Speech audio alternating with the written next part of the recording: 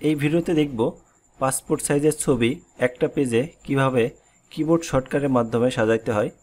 সর্বপ্রথম ক্রপ টুল নিয়ে উপরে 1.5 দিবেন, হাইট দিবেন 1.9, রেজুলেশন 300 রেখে ছবিটি ক্রপ করবেন।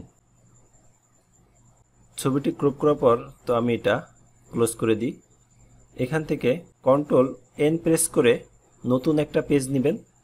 তো আমি একটা A4 সাইজের পেজ নিলাম।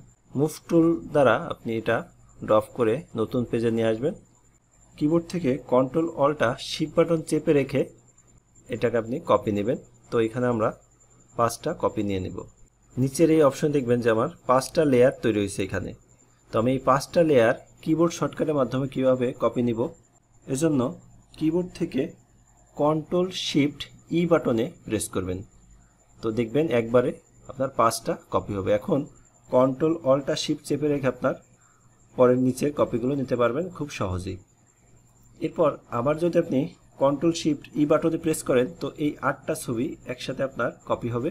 কন্ট্রোল অল্টা শিফট চেপে রেখে আপনি নিচে ড্রপ করবেন।